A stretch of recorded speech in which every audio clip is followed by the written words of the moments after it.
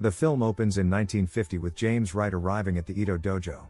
As he steps inside, he observes students diligently training and demands to speak with the master about a man whose photograph hangs prominently on the wall. The master recounts how his father had shared tales of this man's indomitable fighting spirit and his controversial fighting style, warning James that his presence at the dojo has brought trouble and dishonor to his family. In a show of force, the master commands his students to confront James.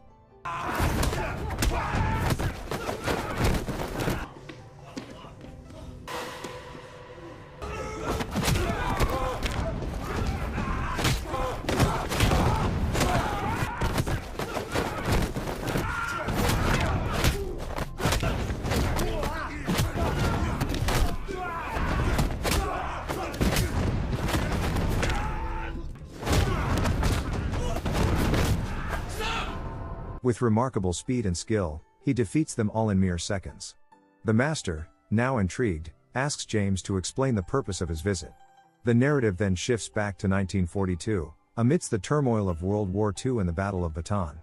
Here, we find James Wright, a decorated British wing commander serving with the Allied forces, caught in the chaos of a collapsing front. The relentless Japanese advance overwhelms the Allied troops, and during an air engagement, James's aircraft is struck down. He crashes deep into enemy territory, barely surviving the impact, only to find himself surrounded by Japanese soldiers. Bloodied and battered, he summons his remaining strength to fend them off.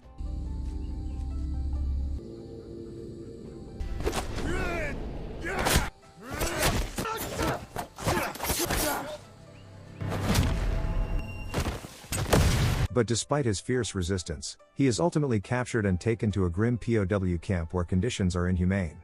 Within this brutal camp, he encounters Lieutenant Colonel Ito, who underestimates him and orders Corporal Hirano and other trusted men to take James into the forest and execute him. However, in a desperate act of survival, James fights back fiercely and kills his captors.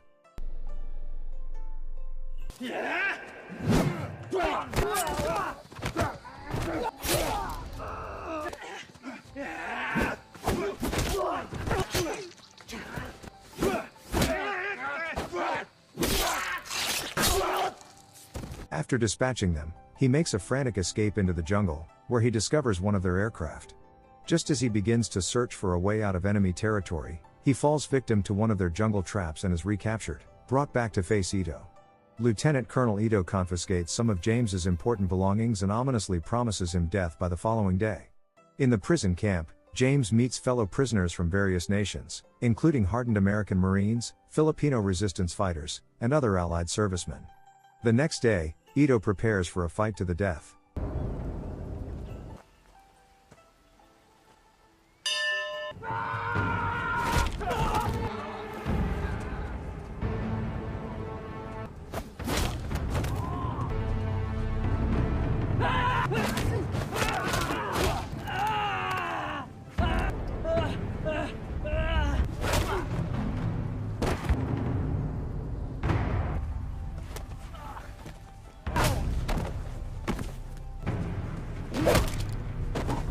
Fight to the death! Pitting James against a towering, half-starved prisoner.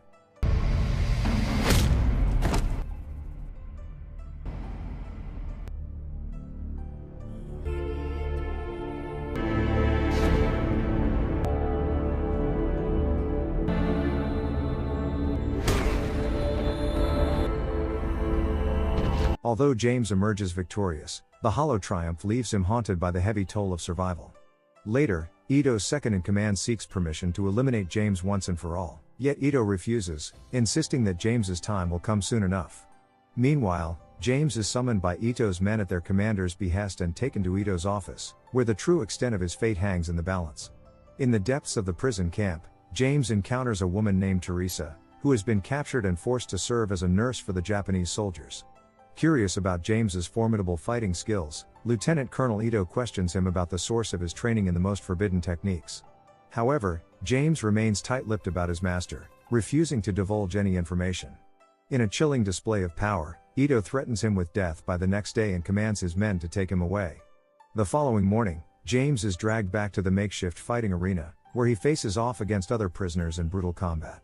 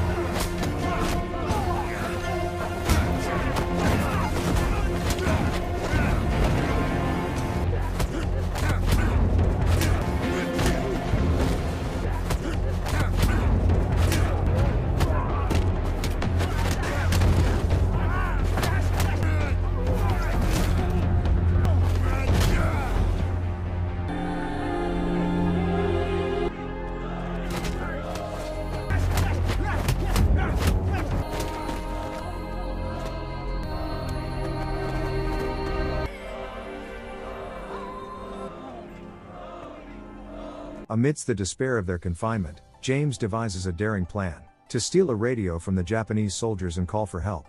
During their daily labor, he and his fellow prisoners create a diversion, drawing the guards away from their posts. Seizing the opportunity, James manages to pilfer the radio.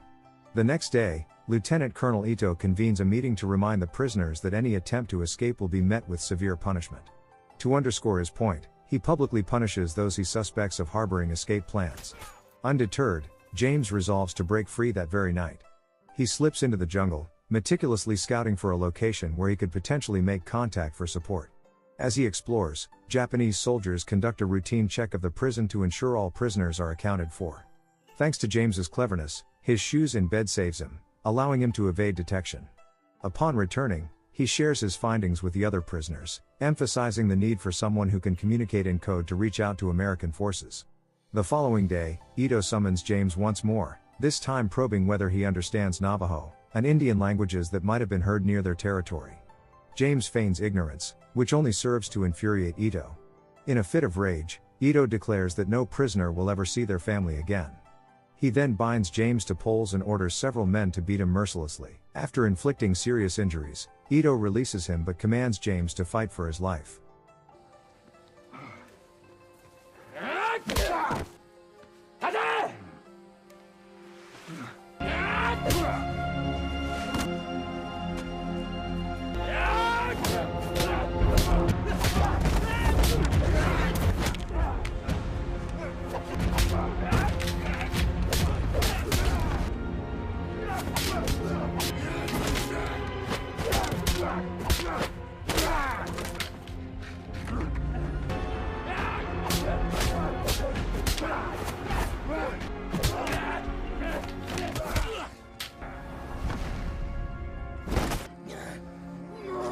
Bloodied and battered, James manages to triumph over his opponent. However, in a cruel twist, Ito executes several prisoners and instructs his second-in-command to knock James unconscious.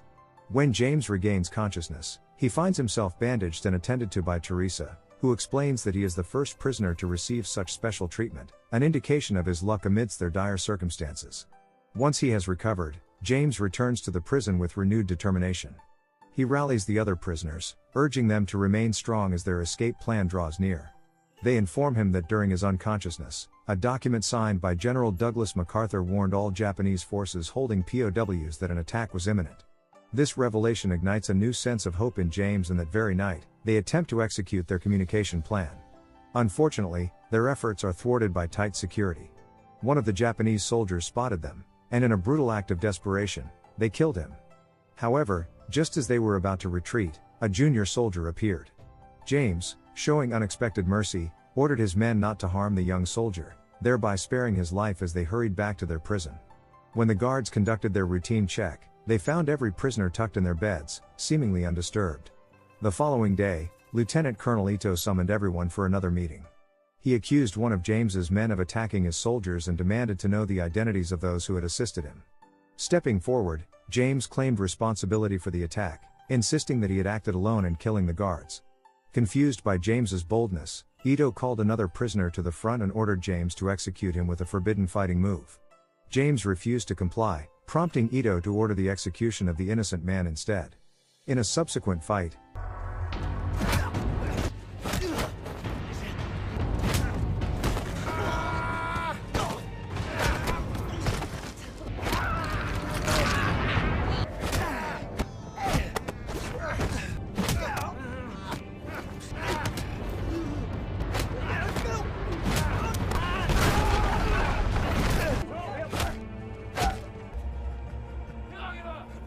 James' friend managed to emerge victorious against his opponent, but Ito then summoned James to his office. There, James challenged Ito to a duel, but Ito denied him the opportunity and instead sent him away to perform laborious prison tasks. While working, James gathered his men and informed them that they needed to send a signal later that night. As darkness fell, they set their plan in motion, going out with one of their own who had knowledge of radio coding to contact for help. Spirits lifted, they provided their location and waited anxiously for rescue. However, upon going back at the prison, they found it empty and were promptly arrested and knocked unconscious. Upon regaining consciousness, they were met with chaos as their camp came under attack. In the midst of the turmoil, Teresa and her friend Anna rushed in to rescue them. They immediately checked for their stolen radio, only to find it destroyed. The attackers began slaughtering everyone in sight without mercy. In a moment of clarity, James devised a new plan to steal another radio. Teresa took decisive action, teaming up with Anna to eliminate a guard. Fueled by anger and a thirst for vengeance, the prisoners rallied against their captors, who fought back fiercely.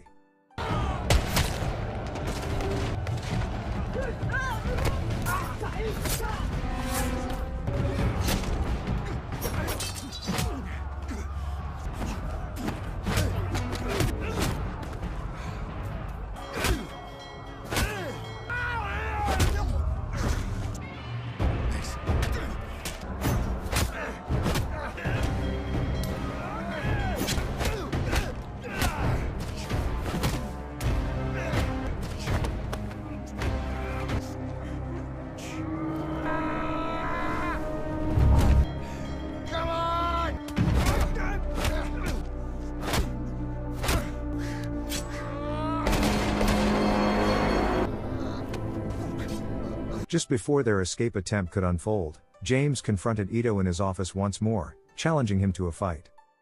Nobody is running.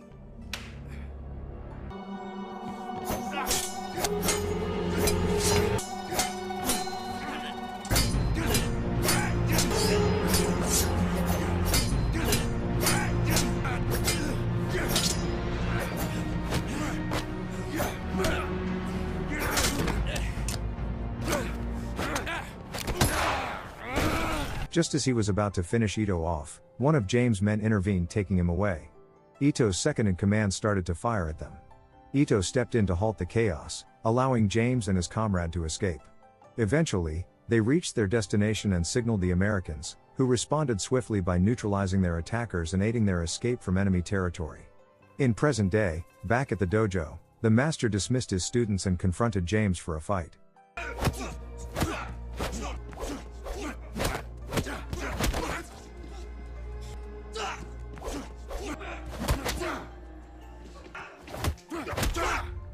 After a fierce exchange, James defeated him but then requested that he demonstrate the forbidden move his father had often spoken about.